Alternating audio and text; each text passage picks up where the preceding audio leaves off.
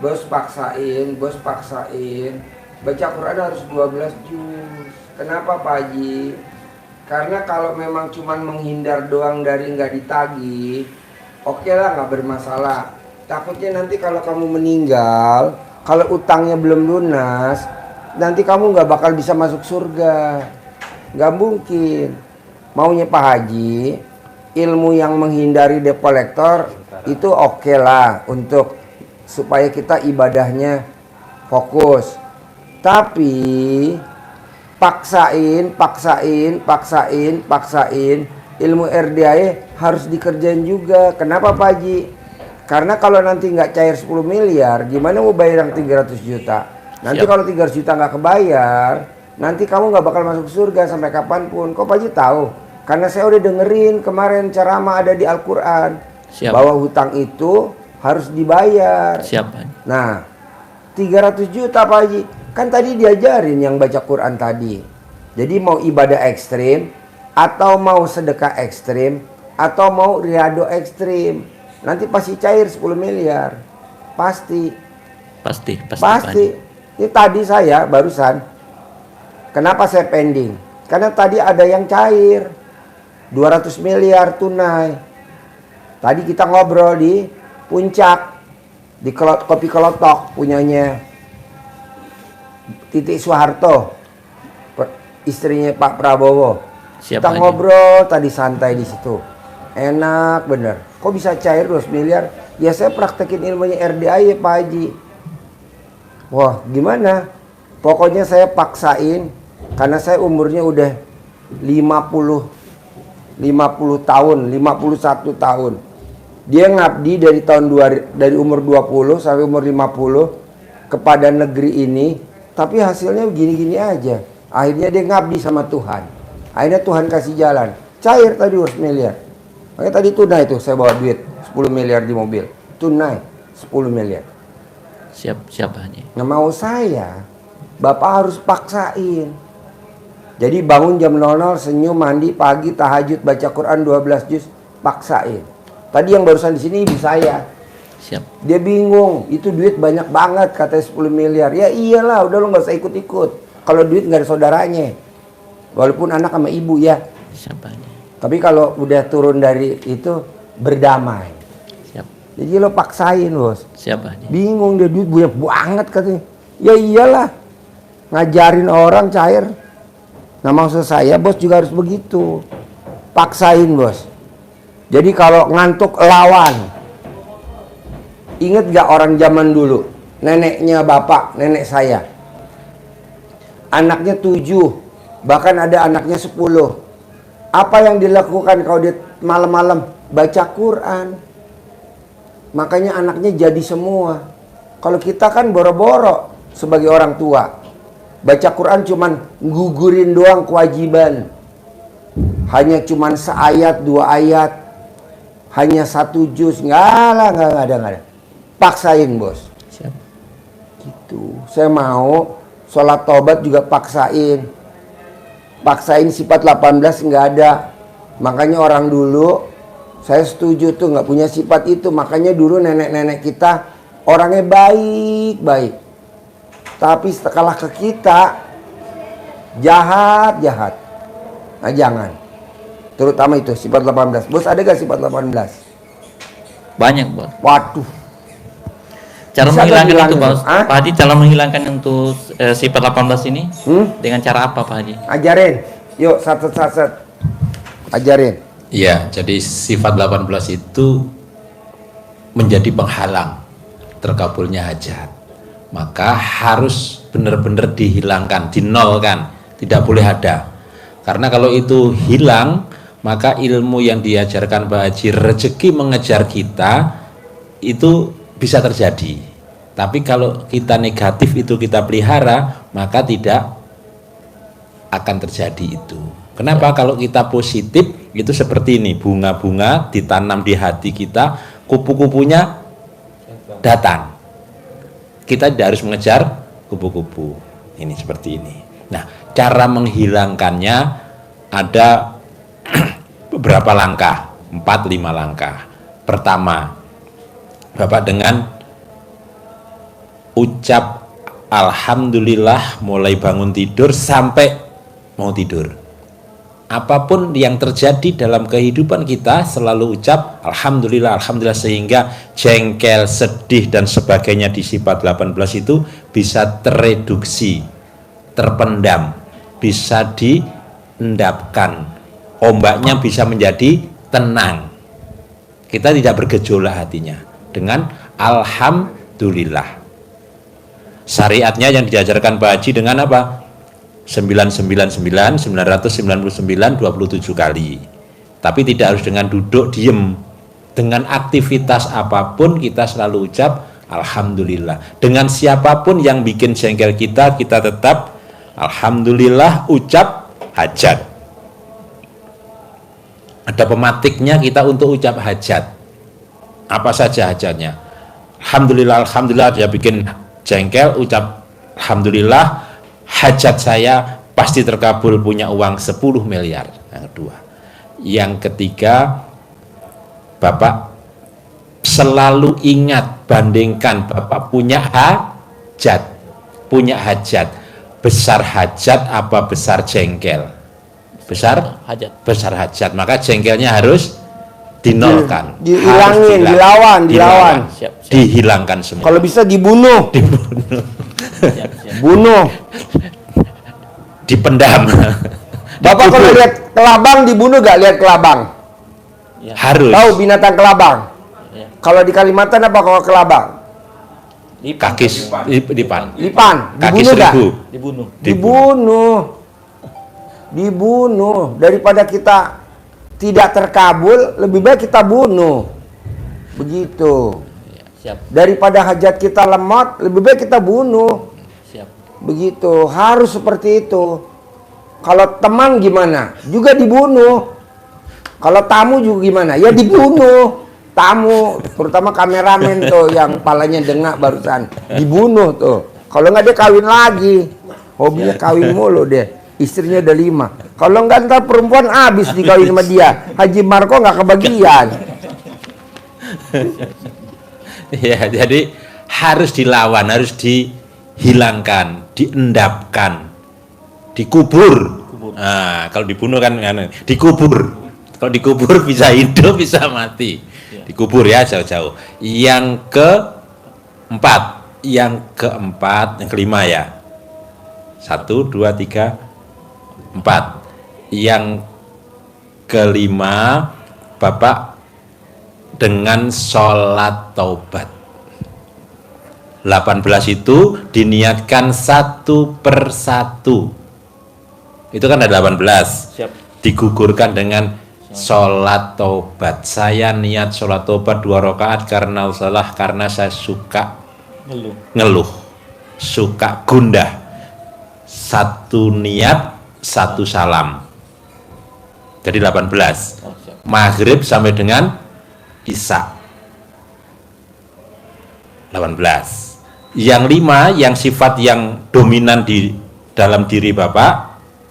Yang 5 ini misal gundah, gelisah, murung, sedih, komen, misal jengkel. 10, 10, 10, 10, 10, 50. Ini dicicil atau borong habis Isya, misal kuat selesai boleh. Kalau enggak habis Isya 20, nanti duha 20, duhur 10 atau asar dicicil. Tapi yang 18 nih Yang 18 maghrib sampai dengan Isya. Kenapa harus diendapkan dengan sholat tobat? Karena dengan sholat kita terhindar dari sifat keji dan mungkar. Sifat jelek akan terpendam, terjaga. Dan kita mohon ampun kepada Allah. Sholat tobat itu berarti kita mohon ampun. Allah menjamin akan melipat gandakan harta Bapak. Nanti dibuka di surat Nuh 10, 11, 12. Akan aku lipat gandakan hartamu. Mantap. Penutupnya, kalau itu belum bisa juga melembutkan hati kita, masih sifat itu bergemuruh di dalam jiwa kita, maka harus kita lembutkan dengan sedekah. Ada 2 tahap. Yang pertama, biar kita ini bisa jera dengan sifat itu tidak kita ulangi, kita bayar dam. Seperti kita kalau umroh, haji, melakukan kesalahan, kita bayar dam. Bayar setiap kesalahan-kesalahan itu. Susah banget, udah bayar denda. Yang kedua dari dam tadi itu, melembutkan hati dengan memberi makan kesukaan. Bahasa RDAY yang diajarkan Mbak Haji adalah dengan sedekah makanan favorit. Karena ada hadis yang menyampaikan itu, kata Rasulullah SAW bersabda, apakah kalian ingin hatimu menjadi lembut dan hajat-hajatmu Allah kabulkan? Sayangi anak yatim, usap kepalanya, kasih makan makanan kesukaanmu. Niscaya hatimu menjadi lembut dan hajat-hajatmu Allah kabulkan. Itu langkah-langkah tahap-tahap kita melembutkan hati. Mulai dari yang gratis, artinya dari upaya kita maksimal sendiri tadi, 1, 2, 3, 4 sampai sholat tobat. Kalau sampai itu masih saja kita bergemuruh, maka 1, bayar denda, yang kedua sedekah makanan favorit. Nanti dilawan dulu pakai sholat tobat. Kalau memang nggak bisa sholat tobat, tetap masih ada sifat 18. Salah satunya jengkel, salah satunya ngeluh, salah satunya komen, baru kita bayar denda, bayar dam. Jadi denda tuh yang alternatif terakhir. Kalau enggak, 10 miliar nggak bisa, bos. Siap, Pak. Harus dilawan. Siap. Orang ngomong apaan ada denda. Jangan dengerin, karena kita beda. Kedepannya kita ke Allah. Mana sih Pak Haji contohnya denda? Bos umroh, bos berangkat haji, udah pakai baju ihram, ada nyamuk, bos matiin. Bayar dam nggak? Bayar, kalau nggak hajinya nggak sah, kalau nggak umrohnya nggak sah. Seperti itu. Jadi kita nggak boleh punya sifat 18. Kenapa sih Pak Haji?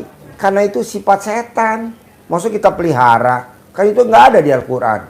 Salah satunya apa? Komen. Oh nggak boleh komen? Nggak boleh. Coba bos lihat di YouTube. Banyak orang pada komen. Sekarang gede hajat apa gede komen? Gede hajat. Makanya yang komen coba lihat. Udah rumahnya tipe 21, rumahnya tipe 36, rumahnya tipe 45.